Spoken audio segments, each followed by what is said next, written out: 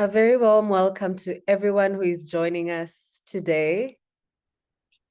We'll give a few moments to allow more people to join, and then we will start in a few minutes.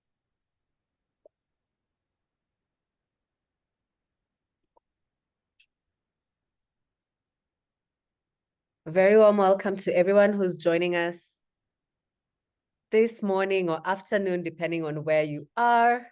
We're just giving a few moments for people to join us, and then we will kickstart our conversation today.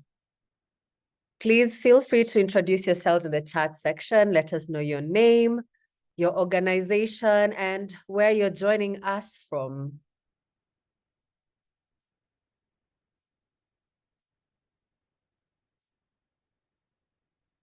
A very warm welcome to everyone who is joining. Please introduce yourselves in the chat. Let us know your name, your organization, and where you're joining us from.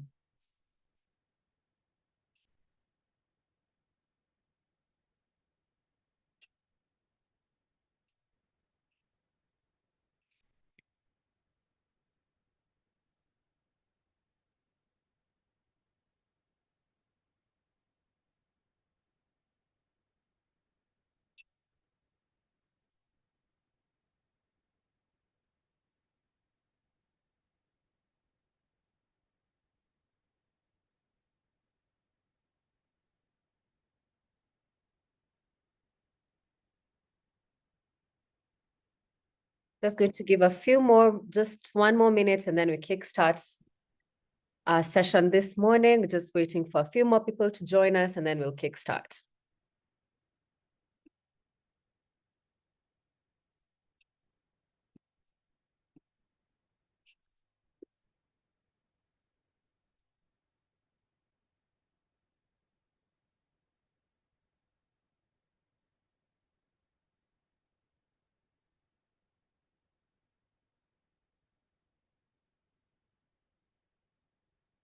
Okay, the chat is now enabled. For those who have raised this up, thank you for that. Please let us know your name, let us know your organization, and where you're joining us from.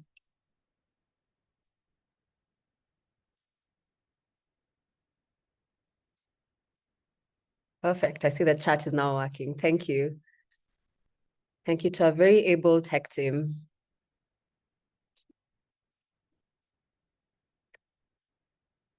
Okay, and without further ado, good morning, good afternoon, everyone, and a warm welcome to all of you who are joining us across Africa and around the world. My name is Sherry Gaki, Communications and Storytelling Manager at Greenpeace Africa, and I'll be moderating today's session, which is titled Critical Minerals in Africa, well, dismantling neoliberal extractivism for sustainable development. This conversation is coming at a defining moment for Africa. Our continent holds nearly 30% of the world's known supply of critical minerals. This is from copper to cobalt to lithium. And these are minerals that are essential for batteries, renewable energy systems, and the technologies powering the global transition away from fossil fuels. But the story of extraction in Africa has too often been one of exploitation rather than empowerment. And today we are asking the question, how can Africa ensure that the next chapter is written differently? It's one that centers justice, one that centers sovereignty, and a people-powered development.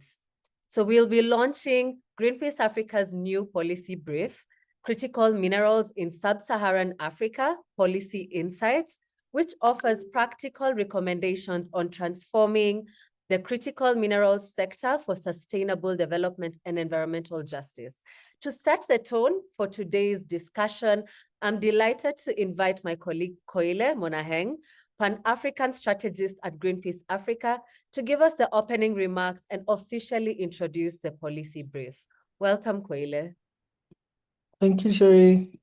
Good morning, good afternoon, and good evening, colleagues and friends. It is an honor to welcome you to this critical conversation, one that could well define the future of Africa's role in the global energy transition. Like Sherry said, we meet at a decisive moment in our history, a time when the world's push to decarbonize is accelerating at a new race, a rush for critical minerals. Lithium, cobalt, nickel, and copper are the building blocks for our collective climate future. Yet for our continent of Africa, home to nearly 30% of the world's reserves, this rush feels all too familiar. It echoes the historical patterns of extraction that have enriched others while impoverishing the continent, particularly the communities standing atop this wealth. This report calls for nothing short of a paradigm shift. It exposes how a deeply neoliberal model, prioritizing global corporate gain over local well-being, risks turning this green transition into a new form of colonialism, a green extractivism that replaced the old injustices under a new climate-friendly label. But this also presents an interesting opportunity for us, the opportunity to rewrite the rules of engagement, to move from a model of raw resource extraction to one of value addition, financial sovereignty, and community ownership, to redirect fossil fuel subsidies into renewable energy infrastructure, to demand free, prior, and informed consent as a non-negotiable, and to ensure that Africa's mineral wealth powers not only the global transition, but also Africa's own industrialization, energy security, energy democracy, and equitable growth. The geopolitical stakes could not be any higher. As global powers compete to secure supply chains in Africa, the continent once again finds itself at the center of strategic realignment. Whether this moment deepens dependency or delivers sovereignty will depend on how boldly we act right now. This is why this report comes at a very critical time. We stand just 1 week before COP30, where African policymakers will demand accountability and just transition financing from the global north. And on the other hand, South Africa's G20 presidency under the theme of solidarity, equality, and sustainability. These two moments give us an unprecedented leverage to shape the global narrative on energy transition minerals. Through the Africa CSO G20 Climate, Energy, and Sustainable Finance Group, Greenpeace Africa and our allies across the continent are calling on the G20 presidency, as well as the AU, to champion the Africa Green Mineral Strategy, to anchor it in justice, transparency, and community-centered governance. This is about more than just minerals.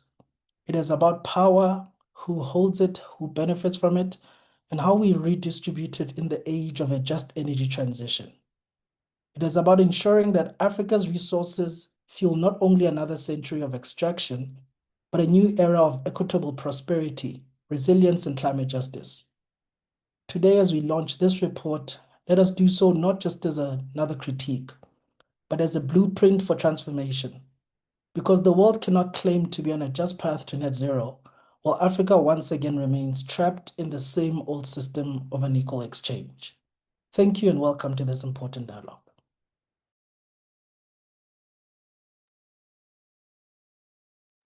Over to you, Sherry. Apologies for that. My internet was just acting up a little bit. Thank you, Koile, for grounding us so powerfully in both the vision and the urgency of this conversation, and most importantly, calling for a future where free, prior, and informed consent, environmental integrity, human rights, and non-negotiable foundations of the energy transition. And to help us unpack these themes and translate the policy brief's recommendation into actionable insights, we are joined by an outstanding panel of experts and advocates under the theme, the critical minerals landscape in sub-Saharan Africa. We're looking at insights for development policy and practice. Each of them brings a distinct lens from governance and research to activism and human rights, and they'll help us explore how Africa can ensure that its critical minerals serve people and the planet first. So first off, we have Dr. Claudius Chikozo, who's a senior researcher at Greenpeace Africa. Dr. Claudius is a social scientist with over 20 years of experience in natural resources management, climate resilience, and sustainable development. He leads Greenpeace Africa's research on environmental governance and development justice. Welcome, Dr. Claudius. We are happy to have you on our panel. Next up, we have Nafi Kwashi, Africa Director for Natural Resource Governance Institute. Nafi leads NRGI's work across sub-Saharan Africa, driving reforms that strengthen transparency, accountability, and inclusive governance across extractive sectors. Welcome, Nafi. We're happy to have you. Next up, we have Karabo Chadzingwa, who's a researcher at African Peer Review Mechanism. Karabo coordinates research on natural resource governance and policy implementation at Africa Peer Review Mechanism, working to align member states with the Africa Mining Vision and the African Green Minerals Strategy. Welcome, Karabo. We're happy to have you on this panel.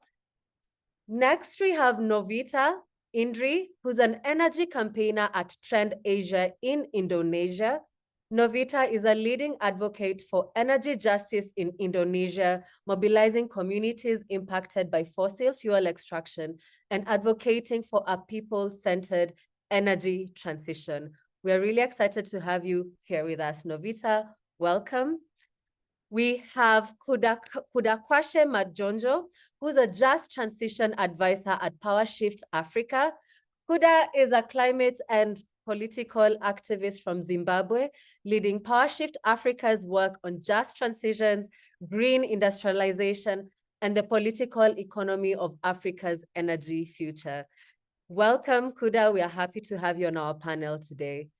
And last but not least, we have Adrian Joseph, who's a research fellow at Climate and Natural Resources Program. Adrian focuses on the geopolitics of Africa's critical minerals, examining how global power dynamics shape and are shaped by Africa's resource governance. Welcome, Adrian. We are really happy to have you. And thank you all to the panel. Thank you for joining us today. It's an honor to have such a strong and diverse panel to help us reflect on this pivotal moment. Now we'll move on into our discussion today. I'll begin by posing a few questions to each of our panelists, and then we'll open up the floor for questions from the audience. So keep your questions coming in the Q&A box, and we will attend to them at the very end of this session. I'll start off with Dr. Claudius. Greenpeace Africa's new report on critical minerals lays out both the opportunities and the challenges facing the continent. From your research, what are the most urgent governance or economic reforms needed to break away from the historic resource curse? Yes, thanks, Sherry. If you don't mind, I will just quickly give you a taste of what the report contains, as well as answering that specific question, perhaps in 10 minutes or so.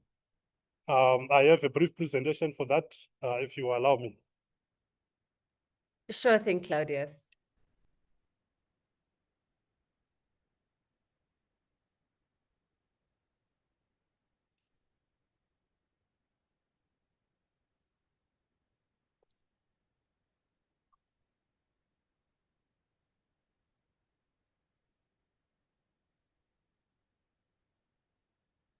I hope you can see my screen. Yes, we can.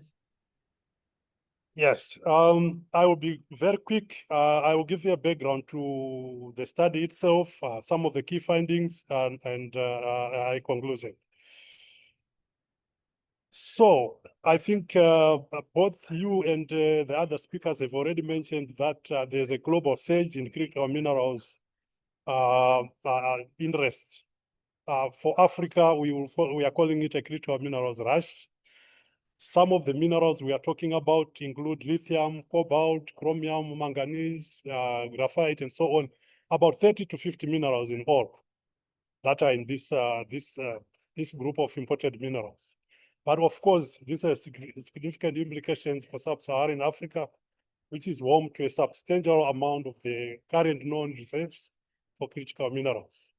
So as Greenpeace Africa pursuing an evidence-based approach, we sought to explore the landscape of critical minerals in sub-Saharan Africa, trying to identify insights for development policy and practice. We are looking at this as an emerging area of research because this critical mineral rush is just quite recent and is happening already. We also wanted to understand the environmental and social impacts of critical mineral extraction on local communities and national economies in sub-Saharan Africa. What are the supply chains? How are NGOs and other key actors responding or could respond in terms of strategic positioning and campaigning for more responsible extraction of these critical minerals? Sometimes they're called critical minerals, sometimes energy transmission minerals. So there are several terms that are being used, green minerals and so on. But basically we are talking about that group of 30 to 50 minerals that I mentioned. They are used to develop clean technologies. I think you mentioned that, but they're also being used to develop military machines. So for defense. I think you already mentioned that they are also going to enable us to transition from fossil fuel to renewable energy. But more importantly, some studies are predicting a massive increase in the demand for critical minerals, but others are contesting these demand predictions, arguing that they are overstated or inflated. So there is a lot of literature already engaging on these key issues. But in practice, the rush to extract the critical minerals in sub-Saharan Africa is already happening. And in the report itself, we document in detail some of the trends that we are seeing. Luckily, and or fortunately or unfortunately, some of us have had the privilege of observing the extraction and transportation of these minerals in sub-Saharan Africa. I'm saying luckily because when you see convoys of trucks carrying the critical minerals to the ocean, to the ports for transition somewhere else, you can see the evidence yourself. Unluckily, in the sense that it's very painful to see this happening and what it means for sub-Saharan Africa. Various case studies are provided in the report to support the findings and some of the recommendations we make in that report. Key findings include the fact that attention on critical minerals in sub-Saharan Africa is important, particularly because we have quite a substantial amount of these supplies, at least 30% of known global supplies. For example, the region has 56% of cobalt, 54% of manganese, 92% of platinum group of metals, and so on and so on. The International Monetary Fund estimates that as much as $2 trillion could be injected into the region by 2030 if we manage these resources responsibly and carefully. GDP could also grow by as much as 12% under a net zero by 2050 scenario. So these are big implications for us.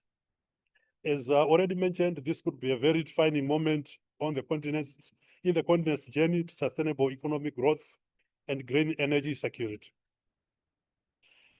The African Union argues that African countries should improve their geological knowledge of critical minerals, improve mining skills and technologies, develop critical mineral value chains and renewables, and ensure that the extraction of these minerals is undertaken responsibly.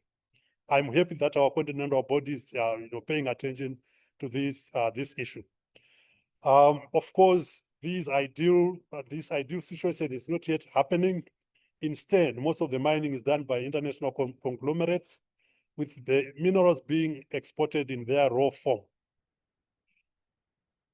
From the report, we emphasize that for sub-Saharan Africa to fully benefit from the critical minerals rush, it needs to avoid the resource case that continues to plug the extraction of natural resources from Africa, especially exporting of raw materials.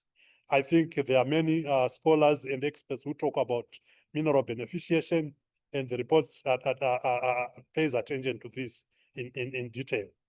To avoid the resource case, sub-Saharan Africa must chart a new pathway to development, focusing on mineral beneficiation, protection, and benefits for local communities. It is a time for reflection Africa must reflect and chart a new path, particularly in terms of how we manage our minerals. The institutions that we need to spur resource-based industrialization in sub-Saharan Africa are often weak. This is historical, and at this critical juncture, we have to revisit our institutional configurations and see how best we can get more value out of these minerals. Government, fiscal, environmental, and social impact social support institutions are often poorly staffed and under-resourced. Therefore, they are unable to effectively undertake their mandates, especially in terms of monitoring and enforcing many fundamental principles that are already articulated in our legislation. This dysfunction leads to critical mineral mining policy incoherence, a lack of transparency, and poor regulatory controls that often inhibit investment. And of course, some of the international conglomerates take advantage of these, poorly designed policies, the lack of transparency to benefit themselves as they transfer the minerals out of the continent. So severe is this problem that some of the countries in sub-Saharan Africa that have substantial amounts of critical minerals are also considered fragile states. And some of these countries do not only have critical minerals, they also have reserves of other minerals that may not be in this group of minerals. Nevertheless, the fragile states tag is common in some cases. Access to domestic capital for investment in sub-Saharan Africa is often limited. Thus, international investors dominate the mining of critical minerals. And of course, this perpetuates an extractivist logic, which positions sub-Saharan Africa as a provider of raw materials needed in industrialized economies, rather than beneficiating in our own local contexts. Getting towards the end. Claudius, I'll just want you to keep reminded of the time. Yes, I'm getting towards the end now. Yes. Okay. The report argues that most of the critical minerals in Africa must remain on the continent to enable faster economic growth, harnessing the mineral value chains for equitable resource-based green industrialization, electrification, and job creation. Also, human and environmental rights must be at the heart of all critical mineral resource decision-making, not leaving local communities behind. The international policy development architecture needs to be reformed so that unjust resource extraction is stopped and trade and financing practices benefit countries that have critical mineral reserves. Countries of the global north should also acknowledge their historic debt to sub-Saharan Africa by transferring resources and skills to the region to facilitate sustainable development. In conclusion, given the historical and trade challenges that our continent faces, fundamental global systemic changes should take place before the region can hope to benefit sustainably and meaningfully from critical minerals. Certainly, regional cooperation based on Pan-Africanism is essential to the development of critical minerals in sub-Saharan Africa, including preferential trade agreements between states and collaborative economic and industrial policies. We also need to be redefining the exploitation of minerals for the benefit of sub-Saharan Africa, which requires an acknowledgement of global and equal terms of economic exchange, technological injustices, and inequalities. Of course, targeted advocacy and campaigning is required that exposes the failure of green capitalism in attempts to address the climate crisis. Thank you so much. Back to you, Sherry. Thank you for that, Claudius. And actually, thank you for also sharing practical steps that we can use to ensure that Africa captures long-term value, through refining the processing and the manufacturing of these raw materials. I want to move over to Nafi. Nafi, your work at Natural Resource Governance Institute focuses on transforming how extractive sectors are governed. How can producing countries in Africa assert greater bargaining power in the evolving global energy transition? Thank you very much, Sherry, for that question. I think that So Africa's bargaining power will rise when collaboration and when we collaborate and assert our agency, not as suppliers of raw materials, but as partners in the green industrial transformation. And we heard bits from the first speaker about some of the findings. And here I would like to share 3 pathways to achieve that. And first, and I think it's regional solidarity. So pooling mineral supplies can enhance negotiating leverage, stabilize markets, and make shared refining or processing hubs more viable. So the African Union's vision for continental critical mineral strategy, for example, outlined in the green mineral strategy, could be a game changer if backed by finance and political will. And at NRGI, our research finds that regional specialization, so such as lithium in South Africa, bauxite and aluminium in West Africa, and the copper, cobalt in Central Africa, can maximize comparative advantage and reduce duplication. The second pathway that I would like to recommend for greater bargaining power is global governance reforms. And so producer countries need a fair seat at the table shaping global energy transition rules. And COP30 in Berlin, it's just around the corner. The governance of transition minerals must be incorporated into climate negotiation. And NRGI, together with Greenpeace and PowerShift Africa, has urged parties to recognize transition minerals as a pillar of climate justice. And we are encouraged that the Africa group of negotiators, the G77 plus China and the least developed countries bloc, have all called for equitable approaches to mineral demand within the UNFCCC's Just Transition Work Program. The next step is to adopt a global roadmap drawing on the UN Secretary General's panel on critical energy transition minerals, which outlines a justice-centered paradigm involving producer countries, indigenous people, and civil society. Another opportunity lies with the UN Environment Assembly 7 in Nairobi that's coming up, where Colombia is proposing for a binding framework on internationally sustainable mineral governance. And that could set a new benchmark, but Africa must lead these negotiations. Voluntary initiatives alone are no longer enough. And the last one I want to talk about is defending Africa's agency. So across the continent, governments are increasingly rejecting paternalism and demanding fair partnership. This is not resource nationalism, it's strategic sovereignty.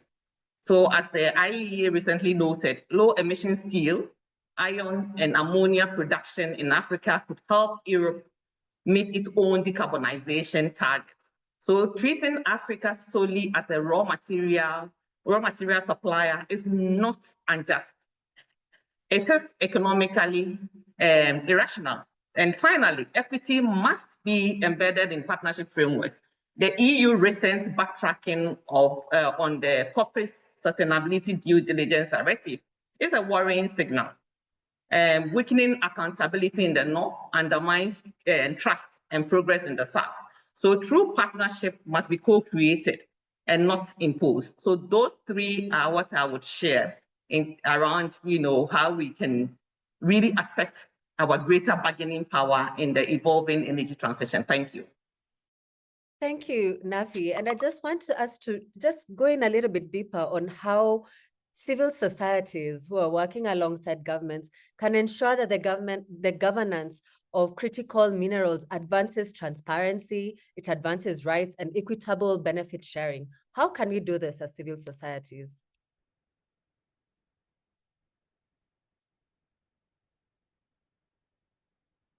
Nafi, you're muted.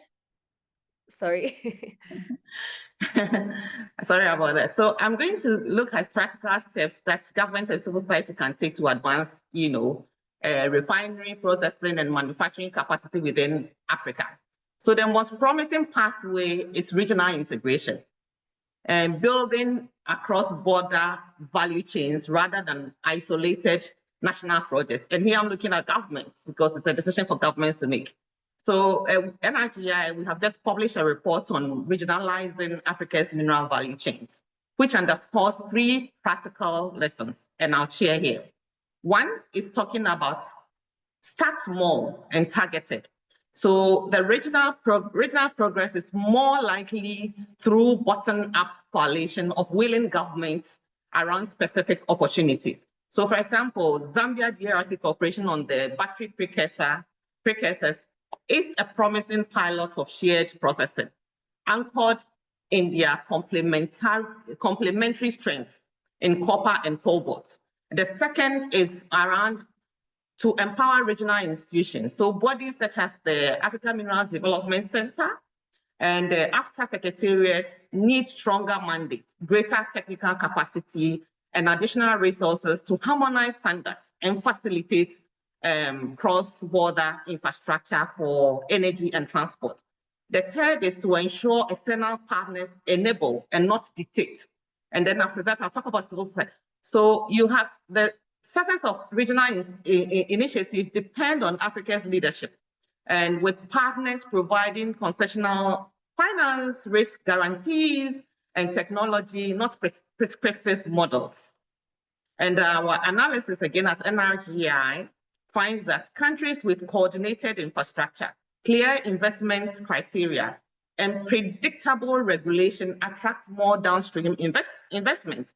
For example, Indonesia's phase approach on nickel processing, while imperfect, shows how sequencing and domestic markets requirements can create leverage, all right, when combined with transparency and industrial policy discipline. And here is where civil society has a greater role. So civil society plays a pivotal role by tracking resource flows, demanding environmental accountability, and ensuring citizens' voice shape investment decisions. So at every point in time, we should have, and government must have civil society representation and voice and influence in how some of these decisions are made. And finally, from UNTAD and others in conducting economic complexity studies in countries like Zambia, Namibia, Madagascar, demonstrate how global institutions can help governments map out where they have the best potential for value addition and avoid costly intervention. So those are what I would share around the practical steps that both government and society can take around this. That is brilliant. Thank you so much, Nafi, for that very loaded answer. And I want us to switch gears now to Karabo. Karabo, the African Union and the African Peer Review Mechanism, where you have key frameworks like the African Mining Vision and the African Green Mineral Strategy. Yet we still see gaps between these continental commitments and what is happening in practice. From your perspective, what barriers prevent these frameworks from being fully implemented?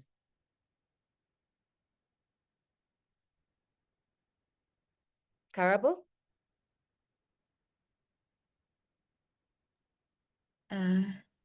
Thank you very much, Sherry. And I will just be loading a presentation. If you could just give me a few minutes. Yeah. Sure thing.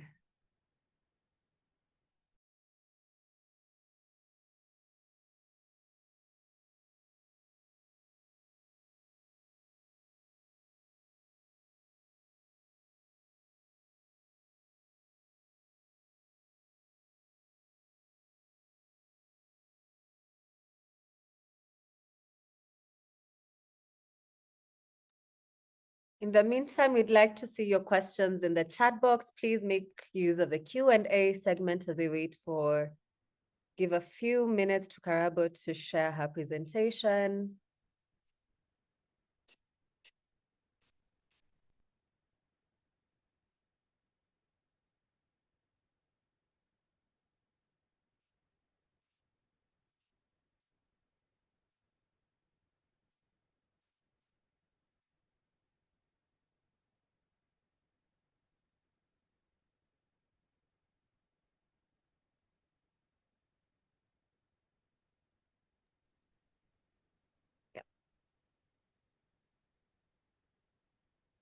Karabo, are you Colleagues, it seems we're just having some technical issues. It says I cannot start my video. I'll just request the host to remove the disabling. They've disabled my video, but in the meantime,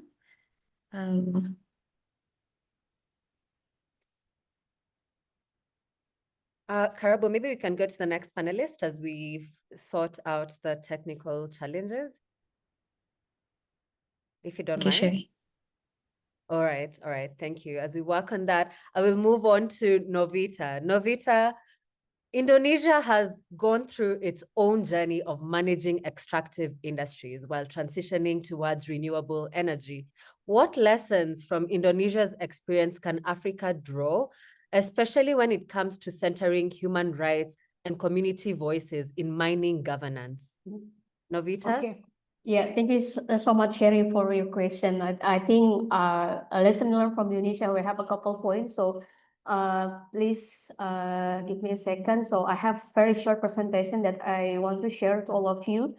Some of this presentation also is sharing about some points, also some pictures. So my apologies if there's some picture also triggering, but I think it's very important to share how the transition as the critical mineral in Indonesia happening right now and now becoming resource curse for Indonesia. Specific for context, Indonesia, we have three largest natural resources. The first we have nickel, the second we have tin, and third we have bauxite. Nickel specific, one of key component to creating battery, creating some spare part for EV, and also for another part for solar PV and another thing that can supporting for renewable energy.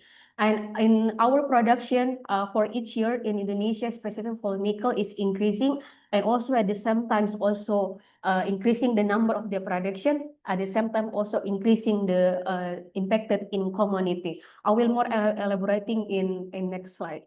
And also in Indonesia, we from our government we have quite new regulation since 2020 that now nickel industry should be downstreaming is an obligation mandate by our mineral and coal law, and so it's meaning that now the nickel company should be building smelters in Indonesia. And based on our record from our mineral resources, Indonesia, we have about 190 nickel smelters. Some of them, about 54 already operating, 120 under construction, and the rest is under planning. And all of this number, all of this smelter has just built in 5 years. So we can imagine how very fast growing and also construction in this. But also we realized that this also main driven by the significant demand, specific from manufacturing that related to renewable energy like solar PV, EV, battery, and etc. And also, but I want to more elaborate in this what lesson from Indonesia can help ensure affected community, specific in South Africa. That also we know that in South Africa and others Africa country in Africa continent also has critical minerals, which is very important rare earth material, but we have to ensure how all of these resources can be maximized in adequate way. So I want to say that in Indonesia now also we are already passing some extraction impact. The first about land grab or loss of land access because of the mining. And the second is about the environmental degradation, including water contamination, deforestation, of course, and also pollution for specific for air pollution. And also we also be facing social disruption and conflict due to inadequate consultation or benefit sharing. For this point, I will more elaborating and how related to the ethic. And follow, we have criminalization of frontline defenders. Nowadays in Indonesia, the number of criminalization for defenders is increasing because we facing a lot regulatory from our government and also militarization. The last one I want to say, because also now we have a lot nickel smelters, which is for downstreaming as the obligation from government. But on the other hand, that's also creating another problem, which is about the labor exploitation or unsafe working condition in informal or unregulated mining sector. From our database, Asia, we note that during period about less than 10 years, since 2015 until this year, there were around 164 workplace accidents across all nickel smelters in Indonesia. And some of these accidents also creating 113 fatalities, which is some of the workers also they are dead, and at least around more than 200 workers sustaining injuries.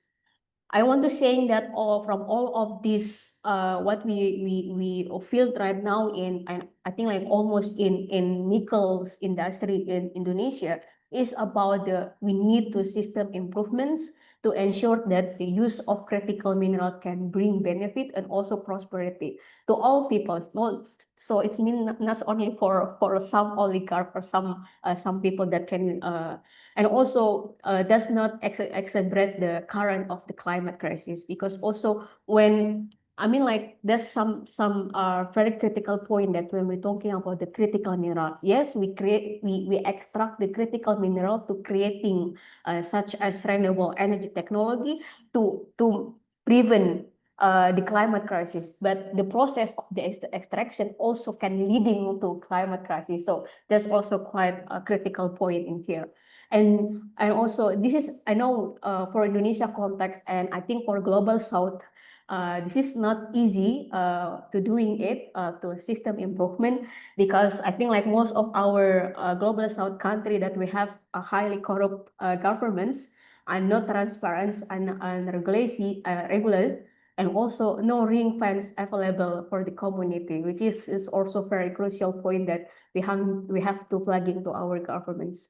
This is some picture I want to share with you that what happened in the upstreaming. It is the land. It was a community cashew nut plantation, but now already the extraction by the nickel mining.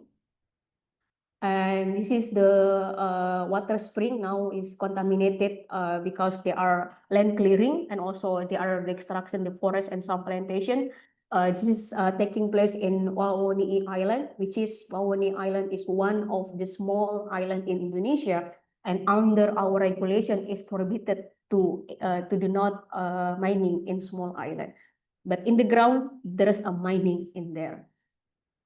This is from the midstreaming, some captive, because some smelters industry in Indonesia also they are supplied by the coal power plant, and this is only a few captive coal power plant already existing in Morowali Industrial Park. But from our total list in this industry in Morowali, they have more than a dozen of coal power plant in their industrial park, which is quite very huge. I want to share for you. This is not far from all of this stack of the captive coal power plant. Also, there's a living community nearby. As you see that as the background, how the children they are playing. This is the captive coal and also nickel industry. And this is the happening every day for the community. They are breed it and they are live nearby for all along their lives. So we can imagine how the accumulated impact that happening for the children, specific for their growth for their future, and also for their development in future. So that's very devastating situation right now. Yeah. And this is for the second question: how EPIC become a mandatory and enforceable human rights safeguard rather than box ticking exercise? So I want to say that for a couple point that at least I have five point here is that the first, EPIC must be a precondition and not a justification after permit are used, because very common current pattern in Indonesia is coming permit first, consultation later. So of course, this is structurally eliminate pre and prior. of the EPIC itself.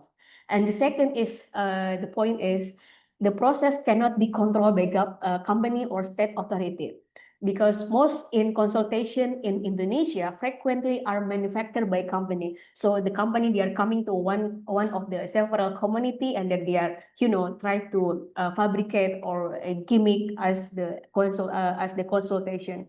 And also sometimes also coming pressure from the local officer or under security or army presence. So also giving a sense of the pressure for the community. Then of course this will be that avoids the EPIC by definition. Next point, I want to share that the EPIC is must include the right not to say no, because if community is only allowed to say yes, then consent is manufactured and not as the free. And also we have to acknowledging a refusal in the essence of EPIC, not its filer, because in most in Indonesia cases, if the company they want to come in the ground for mining or for smelters, very difficult for community to say no. Validation must triggering sanction, so not just lesson learned, because without consent, EPIC is just etiquette, not rights. The last point that I want to say that the EPIC must be upgraded from guidance to binding legal obligation, because currently community approval is mentioning in our couple regulation and some our document in Indonesia, but only as consulting. So, and also it's not like mandatory as must in our regulation. So they are mentioning there are some document, but just for consulting, not to taking their point as the obligation. Or some also lender SG policy, but no in permitting law. EPIC must be embedded in primary regulation governing permit, so that we can say that if no EPIC, no location or no environmental permit, and there's no project, it should be as the obligation in legal binding. I have very short video, but I think I will just skip it because in terms of time. This is also quite new cases in North Maluku. There's some protests in North Maluku High Court demanding release 11 indigenous people detained by the government because they are defending their land, their customary land from nickel mining expansion. And last week they are just getting the verdict from the court, and now they are get detained for 5 months in North Maluku court. Some of them already released, but some of them still in the jail. One point I want to share that also it's not only from the government side we need to giving more pressure, but also we have to look at about the financing side, specific some the MDBs, because now also we know that financing is also quite crucial to supporting and financing some project, specific critical mineral project that will be developed in South global South. Like also like in Indonesia, we have the ADB. They are also implementing through their technical assistance with title enabling the development of influence, resilient, diverse. Sorry, that's very quite long title that's coming from the ADB technical assistance. But this is technical assistant giving support the growth of sustainable and inclusive supply chains for critical mineral and clean technology across Asia and Pacific, specific for Indonesia, Mongolia, Uzbekistan, and Vietnam. And this under this technical assistance, because also they are try to supporting our government to about the supply chains in critical mineral in Indonesia, also quite very we have a few points that we concern in this technical assistance. The first, while critical mineral development can bring infrastructure, job, and revenue benefit are often unevenly distributed. Sometimes it's not equally. And the second is without robust safeguard, foreign investor, including MDBs, an elite might capture most of the value, while local population see minimal improvement and getting more suffer of bad impacts.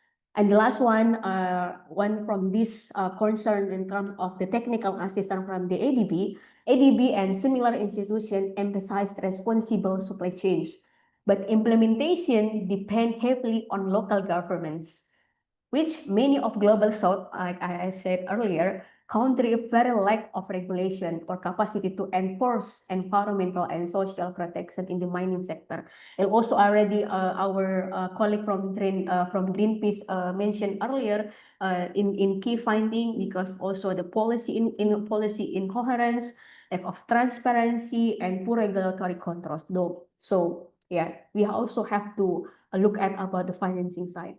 And I think this is the last slide, that how we ensure the critical mineral develop drive justice, dignity, and environmental protection. So I want to also plug in, I think some colleagues already aware and very well known about the UN. UN has just launching panel on critical energy transition minerals last year. So I think also we need to demanding these principles to align and fully align with the governments, so also can be aligned with the UN principle. I know the UN principle is voluntary and not legally binding, but I think it's quite very good. Some points also we have to ensure that our government, they are in the right way to align with this principle. And the last point that I want to share from our Indonesia perspective, also very important how we definition or how we create definition of the transition itself. How we creating definition the justice and the equitable of the transition. So I just want to going very brief. At least in Indonesia, coming from Asia, and we have some coalition, quite big coalition, around 20 coalition in Indonesia. We agree to creating some principle to ensure equitable and just energy transition in Indonesia. At least we have 5 points. The first, we have to ensure the equitable, transparent, and participatory. The second, respect, fulfillment, and protection human rights. Third, ecological justice. And of course, also we have to ensure the economical justice. And the last point is about transformative. So I think also colleague from South Africa or from Africa also perhaps can creating a similar thing like this, like principle or some guidance that we ensure that these points should be fulfilled by the government or the company before they are conducting some project in critical mineral. So it's not just about taking box or 1 point, point 2, point 3. No, it should be all of these principle, because sometimes we can agree, we can argue, we can debatable about the technology, which the best technology, but is it the technology can fulfill this principle? If not, so it should be, we have right to say no. So I think that's it. I will stop here, and yeah, we can have more discussion. Thank you so much for that, Novita. That's I think there's so much to learn from Indonesia, who have walked before us. And I have before we go back to Karabo, I'd like to throw this question to Claudius. Claudius, we have a question in our chat box, and I'd like to direct it to you. Some African countries always speak about mineral beneficial. Do you have a country which has applied this, and how has it benefited the country and the local residents? Thanks, Sherry. I hope you can hear me. So far, it has mostly been talk. I mean, it's aspirations. I know South Africa has spoken about this many times. It's written somewhere in a country's policies. Botswana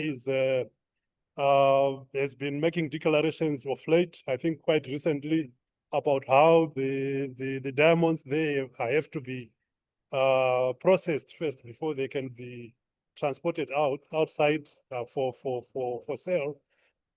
But I think what is missing is the actual institutional and technological infrastructure needed to translate these aspirations into reality. There is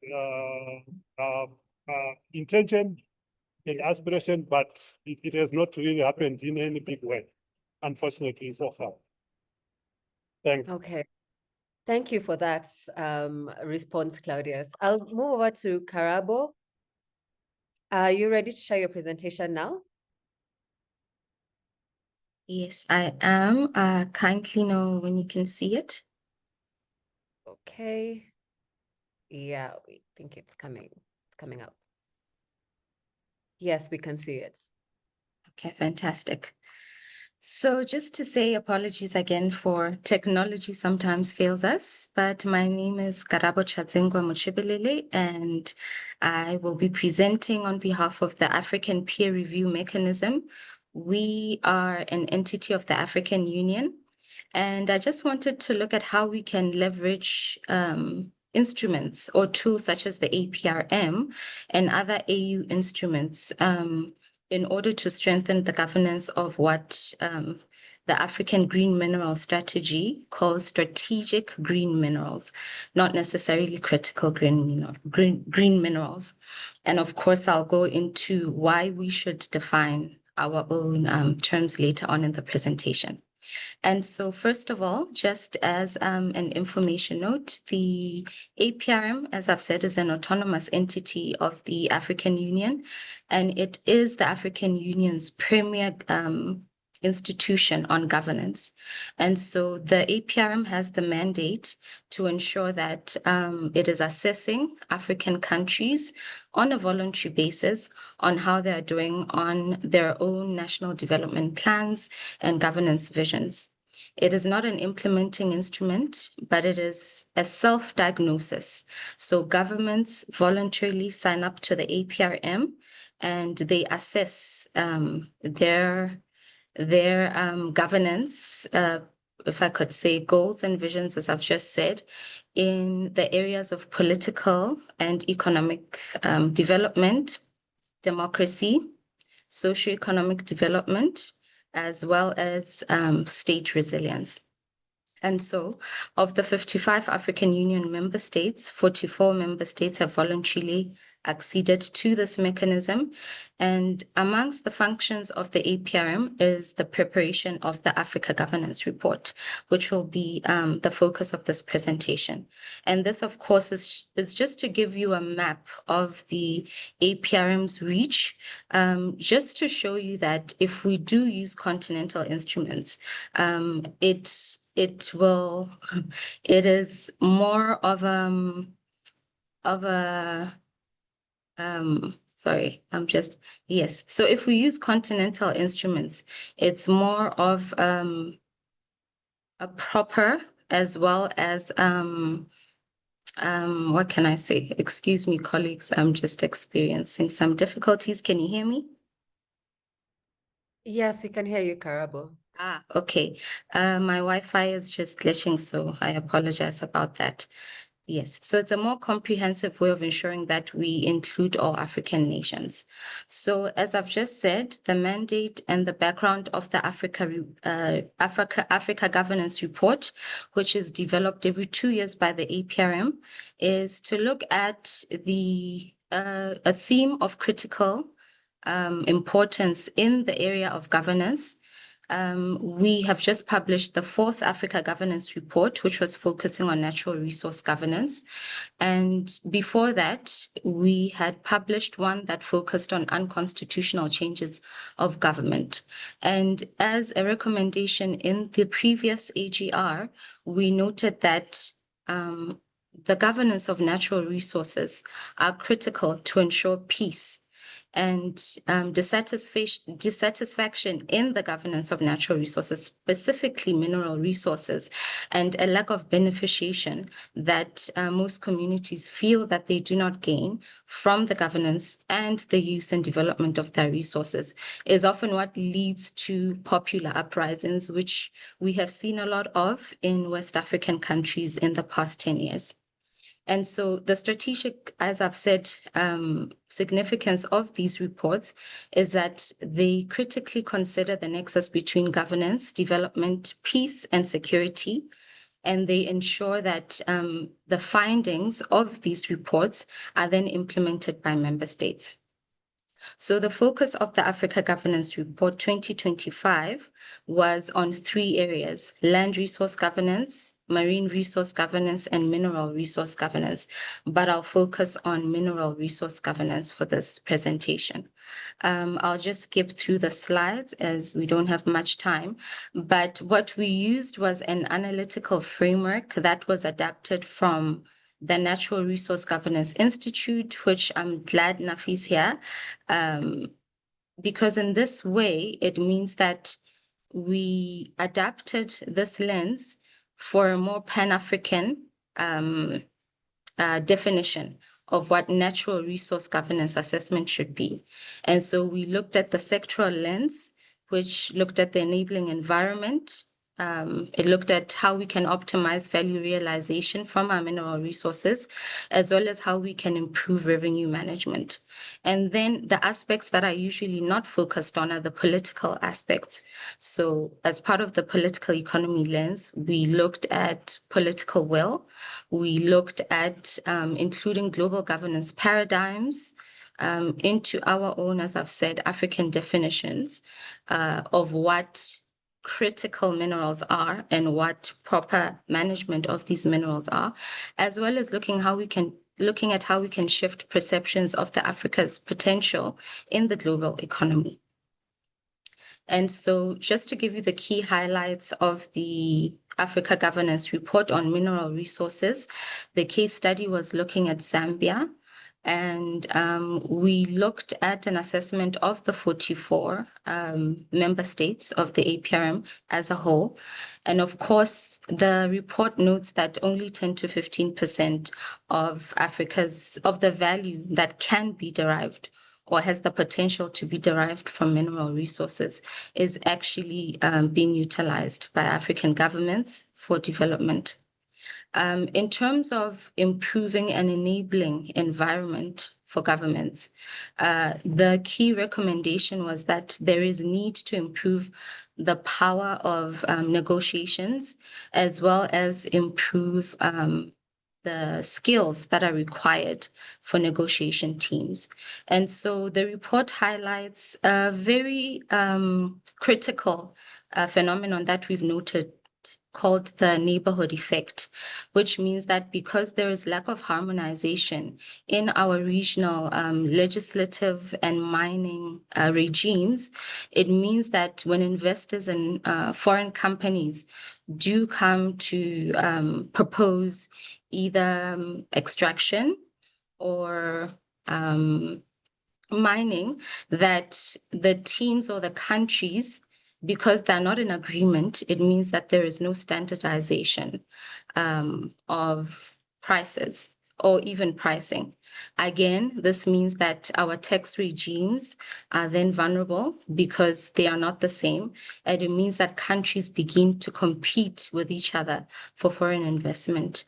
And so this neighborhood effect can be curbed by ensuring that we do have harmonization of our frameworks regionally, especially in Sub-Saharan Africa, which is the focus of this webinar. The report further looks at recommending that we strengthen institutions and concession commissions. This came up specifically for land and minerals, that we need better concession commissions, which are of course also related to the number of years that mining companies are then allowed to continue their activities in a country. In terms of optimizing value realization, the report highlights that we need to ensure adequate skilled human capital for mining industries and related institutions, and which is also something that we highlighted in the report, is that there needs to be capacitation of young people in Africa, because Africa has the youth bulge, as you may know, and by 2030, over 60% of the world, of Africa will of Africa's population will be young people. This is a huge resource that is untapped and underutilized. And so issues such as security and state resilience are also knock-on effects of not having an engaged and adequately skilled youth population. And so for this, the report suggested that regions look at having a critical skills passport, which means that, again, in relation to harmonization of our instruments, we have regional passports that connect the regional economic communities and ensure flow of services and goods from one region to the other, which again speaks to the Africa Continental Free Trade Agreement. The third recommendation, looking at the optimization of value from our natural resources, specifically our mineral resources, was ensuring transparency and production and exports. Again, that touches on the Africa Free Trade Continental Agreement, but as well as limiting illicit financial flows through adequate taxation. And the last is to increase public investment in economic sector infrastructure to leverage access to finance for development. In this case, we are looking at, as the APRM, developing an Africa credit rating agency, or at least working with the big 3 credit rating agencies to ensure that Africa, or at least the rating of credit worthiness of African countries, is something that African governments have the skills, the capacity, and the leverage to influence, because this again impacts our ability to borrow. And this means that if there are loans that are that governments get, especially in the mineral sector, that we have fair negotiations, again, as I've mentioned. And the last was to improve sovereign wealth fund management. I won't go much into that. And so what are the key issues and what are the key recommendations in terms of improving the governance of strategic minerals? So for growing competition of our mineral resources, we have to strengthen our governance institutions. This means that there needs to be more investment in public institutions. And again, that includes governments, that includes regional organizations, and that includes partnerships between African countries and other international bodies. In terms of unresolved structural causes, we again, as I've mentioned, improve negotiation capacities and improve concession processes.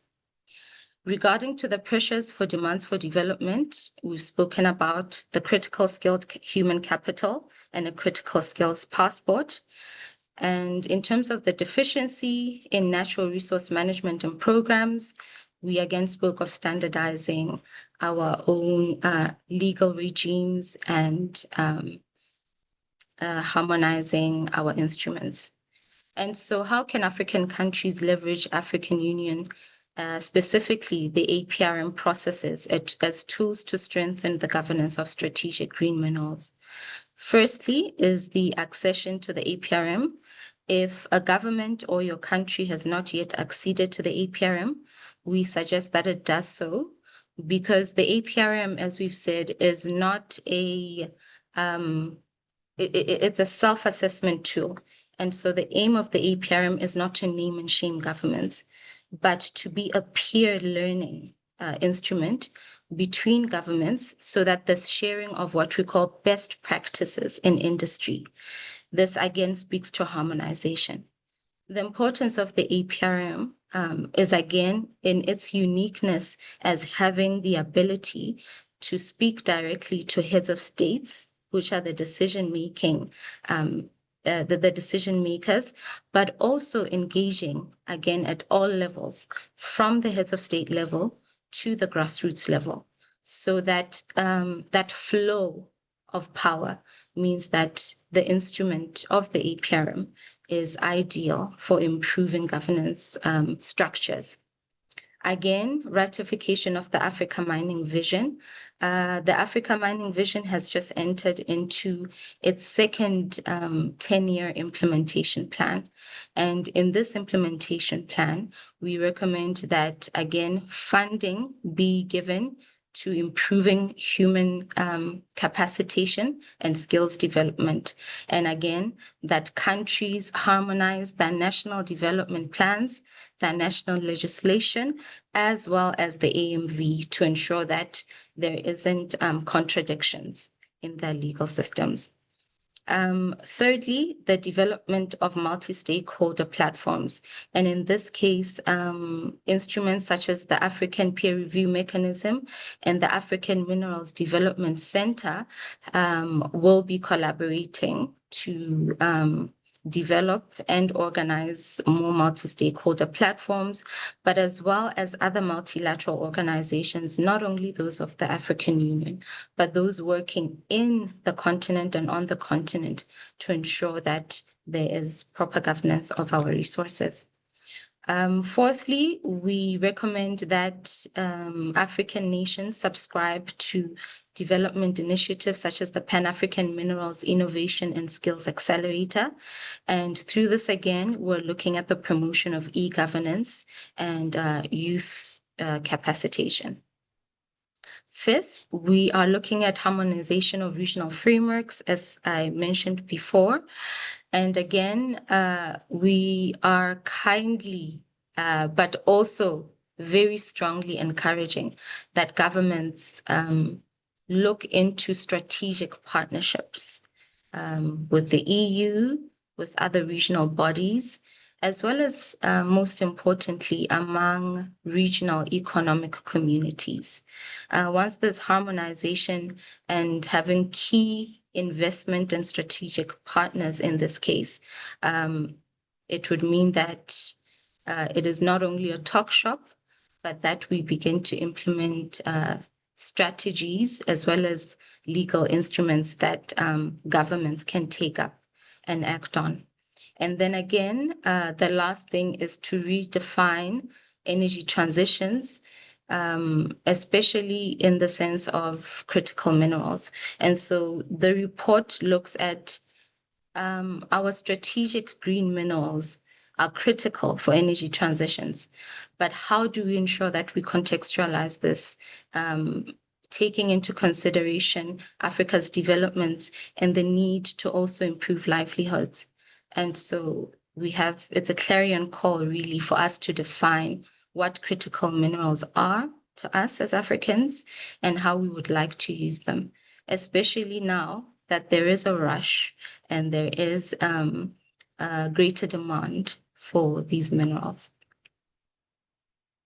So in conclusion, it is just again a call for all partners, all members of society, that's the public, the private sector, think tanks, academia, organizations such as Greenpeace and other civil society members to mobilize support for processes such as the APRM and to engage their governments to participate in sensitization and reviving the political debate on AGR findings, among others.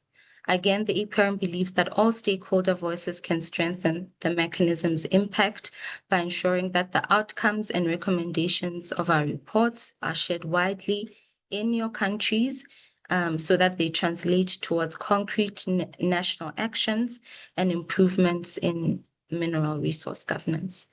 Thank you so much, and I look forward to your interventions and questions. Thank you. Thank you so much, Karabo. And I'll encourage all the panelists. There are questions coming in for you in the chat box. Please have a look and respond to questions that are directly targeted for you or to just a broader panel. Now I'll switch gears to Kuda. Kuda Kwashe, with South Africa's upcoming G20 presidency, Africa has a critical window of opportunity to influence global trade and governance discussions around critical minerals. How can African civil society use this moment to push for fair trade rules, local value addition, and just industrialization? And also, just so that you can give us a full response on this, also touch on the key advocacy positions that should be prioritized to make sure Africa's voice is not only heard, but heeded in shaping global supply chains. Kuda? Hi, Shay. Bonjour, mes amis. Hi, everyone. Salibunani, Magadini. Thank you so much, Shay, for such a difficult question. I'll do my best to answer as best as I can. But more importantly, thank you so much for this opportunity. And yeah, just for context, in a lot of my work, we end up trying to support governments with some of the negotiations that they're doing in a lot of these fora. So at the UN, through the COP processes, for example, the G20 process that Shay has asked me, and of course at the African Union level. So regarding G20, I'll be remiss, but I have to disappoint my comrades in civil society that the time to influence G20 is unfortunately past. As you know, it's a year-long process, and the reality of the matter is that a lot of negotiations, at least with G20, have been happening since, I'd say, November last year. And in a lot of ways, South Africa has tried to put the conversation around critical minerals at the forefront. And I will give some understandings of what has been discussed and decided on, and we think will come out of the communique at the end of the year. So South Africa is pushing what's called the G20 Critical Minerals Framework. So what happens with the G20? Effectively, the 80% of the control of the resources that we define as critical minerals are in the G20 process, and 80% of the importers. So essentially, this is one of the biggest blocks around this. So this critical minerals framework is basically something that started off not just from civil society, but from African governments pushing to say that we need, at the very least, to ensure that we have these ideals that we're putting along, such as value beneficiation. Unfortunately, and this is the reality of geopolitics, USA decided to vote for Donald Trump, and the US contingent have done everything to dilute that critical minerals framework. So I'm very much aware that it started off as a 25-page document. It's been whittled down to about 4 pages as we speak. And as you can imagine, the 4 pages is riffraff. You know, it's very ideological, nice words, but does not speak to the meat of a lot of this value beneficiation. What this shows us is that a lot of other governments that are not African are worried about increasing value beneficiation on the continent. They prefer for the system to stay as is, henceforth the need for Africans to really stand up. And this is where I'll speak even deeper. And maybe Karabo at APRM, you can speak to your African Union representatives at the Commission. I've been informed that, for example, we have not had enough African governments go into the G20 conversation. The African Union itself did not attend some of those meetings, which is extremely disappointing, to say the very least, you know, where this was an opportunity for us to take hold of this conversation and to stand with South Africa. We do not take that moment as we should have. And I think this speaks to the prioritization of a lot of this work and the reality on the ground that a lot of the African governments currently with these minerals prefer bilateral agreements where it speaks to the political economy necessities of different governments. So for example, as I am Zimbabwean, I am very aware that Zimbabwe prefers to have bilateral agreements with China from a point of power retention, which is the reality of the story, but also to, in their point of view, gain as much as they can compared to what they consider competition, in this case, South Africa. So this is the reality of the matter, where a lot of our governments still see a lot of their work as nation-focused rather than continental-focused. What they say in public sphere is not what they do in actual negotiations. And the danger of this is that as G20, as I've already spoken, is whittling down this critical minerals framework, what you have is the G7, which was decided about 2 months ago, aggressively agreeing on having a combined push to ensure that they have control of supply chains from Africa through the World Bank. And I think our comrade from Indonesia was speaking about the ADB. And what is actually happening is that the World Bank, through some of these multilateral banks, are funneled with finance from global institutions, and they're basically told to look at which country is willing to give us the best deal. And I think Karabo spoke about that, the danger of the rush to the bottom, essentially, in terms of investment standards. That is what's happening with the G7. So I think this context of what's happening gives us understanding of why it is so important for us as a society to continue to push for us to not speak with this nation-focused argument and decision-making process. And I'd like to then add another layer to it to say that besides the government's being the biggest headache, private sector is another huge headache. In my conversations with a lot of them, at the end of the day, they do not see Africa as a potential source of value addition. At the end of the day, they prefer to have a lot of their capital staying outside of the continent. The current global capitalist system is designed in such a manner where we're actually not getting a lot of the financing because the ones who can finance prefer for their money to stay in Switzerland, the UK, and the USA. So there are two things I'd like to say about this. At one level, we should be a lot more serious about how we deal with private sector on the continent. I think for the last 15 years, we've been really trying to increase this language of being investment ready and the likes, which is good. I understand where that's coming from. But the extent of that now is very dangerous because what is happening is that we're not actually getting a good deal from this. So things like what Indonesia has done in terms of literally banning the export of raw materials needs to be done, but not all governments are willing to do that because, as I the best bilateral agreements. But we should speak to, as much as possible, to private sector to say that you are also part of the problem. In as much as there's a solution, their structure of actual profiteering does not benefit Africa. And that's unfortunately the reality of the ground. So we need to speak to private sector in a lot more concrete ways to say that they need to be part more of the solution. And the solution is not just saying we're opening up a mine and we're giving 100 jobs. That is not the solution. The solution is beneficiation, and we should push for that. And the other thing, and I think this speaks to the point that was made by Karabo around how do we increase these partnerships? That's been a big part of my headache. And the reality of the matter is we should think about it as building blocks. I think we've all played these games with little children, eh? When you had the building blocks, it was not one big block, and then it just you put it in place. There were a lot of small ones. And we should think about Africa in the same way, that there are different building blocks that we should work on.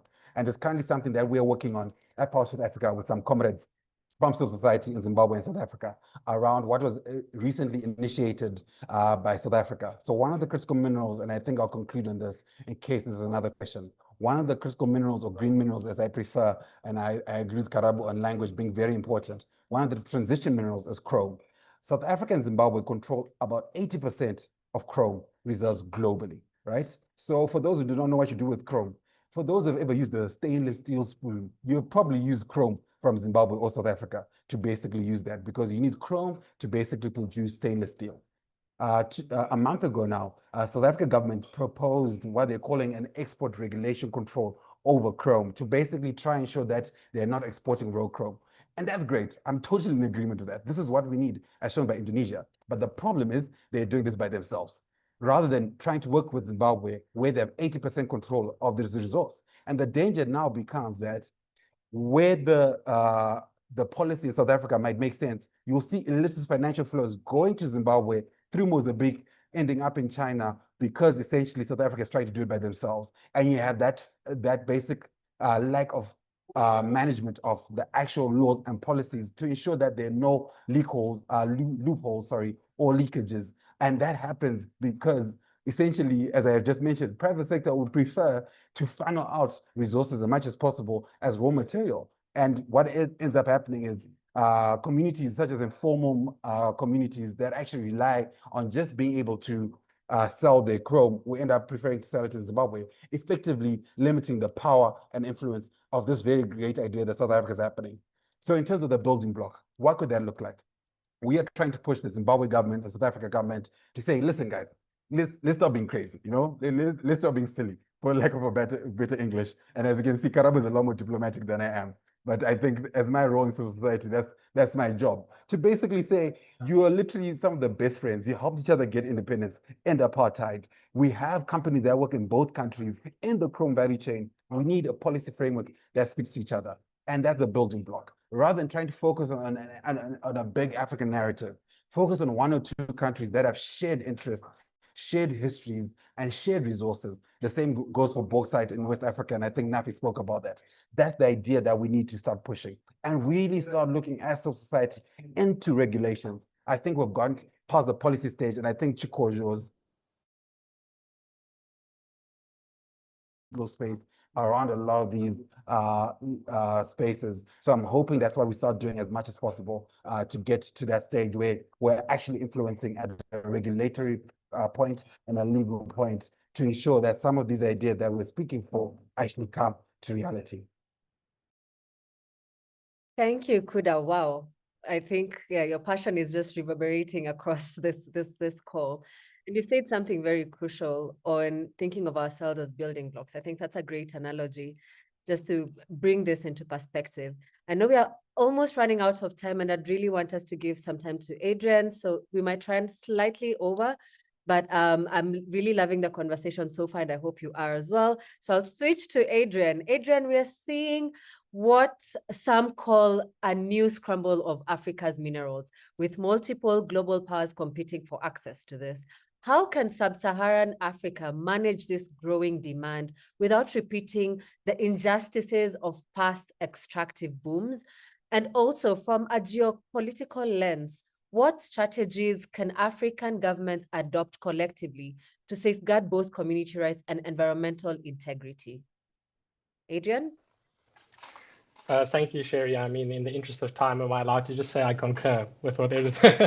But no, in all seriousness, I think what's clear is that the African continent is blessed with significant resources. This is well known. But in many ways, the critical minerals debate is a rehash of a debate we've already been having for many, many years. And this is essentially around the question of how do we convert subsoil wealth into sustainable prosperity for Africa's people. I think it's clear that that success has been relatively mixed. I mean, I think Claudius, when he was asked the question, said that despite beneficiation or value addition, excuse me, being a sort of pervasive policy paradigm, the reality on the ground is that Africa continues to export minerals unprocessed. And so we have to be honest with ourselves as Africans and ask ourselves why this is happening. I think also what's worth saying is that poverty or eradicating poverty is increasingly become a problem that is the preoccupation of mineral-rich African countries in sub-Saharan Africa. According to the World Bank, 62% of the world's poor will be in sub-Saharan Africa by 2030. So this means that the challenge of converting our mineral resources into sustainable prosperity for our people is actually, it's an existential question, or it's the existential question of our time, I would say. I think coming back to the question about how to sort of overcome the challenges that these minerals bring. So I think it's important to say that the new demand for critical minerals is at once a challenge in the sense that it has a tendency to unlock a whole wave of new social, environmental, and corruption harms. But in another sense, it's an opportunity because it provides African countries with an opportunity to reset the terms at which they are included into the global economy. So I think that's important to note.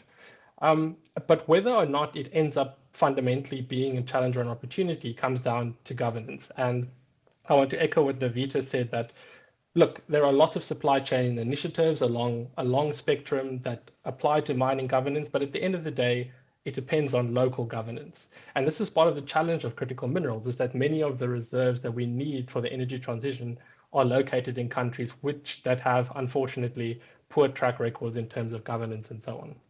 So to come to the question about addressing governance, so I want to echo Kuda's point about building blocks. We already have multiple building blocks in place. The African Mining Vision, the African Green Mineral Strategy, we had some inputs from the APRM, et cetera, et cetera. We need to build on those building blocks. We don't need to reinvent the wheel. And to implement these building blocks, I think we need all the actors involved. So to start with civil society, I think it's incredibly important that we continue to play our role in holding governments accountable, but of course also in bringing evidence to bear on policy discussions, right? I think that's why it's also good to have Indonesia here, so that we have that global South peer learning and so on. The private sector, as Kuda mentioned, is an incredibly important player in this debate. And oftentimes, when we have these debates, we have them as civil society and government amongst ourselves. And the private sector meets at the Mining Indaba every year. But there's no, we need to have the private sector in the room, and they need to be updating their corporate policies to reflect the latest international best practice, whether that's the OECD's due diligence handbook, whether they're taking part in multi-stakeholder initiatives such as the EITI, or whether they're taking part in industry organizations such as the ICMM. Then to come to national governments, which I believe are the most important actor. I think it's really important now when African governments are developing national critical mineral strategies, South Africa has a strategy, for example, that they pay proper attention to the governance risks that you've described.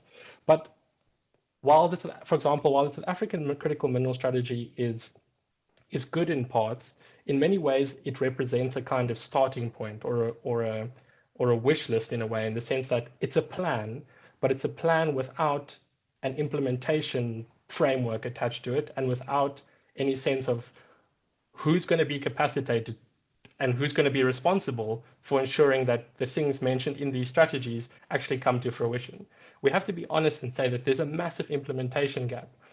And I think that's the thing that's really stumbling us here, is that while we have excellent policies across the board, implementation remains a challenge. I'll just conclude by saying that, again, critical minerals or transition or energy, I'm aware of the debate around definition. But that being said, critical minerals do provide a window of opportunity for African governments. However, it will only be a window of opportunity if we implement responsible governance across the board.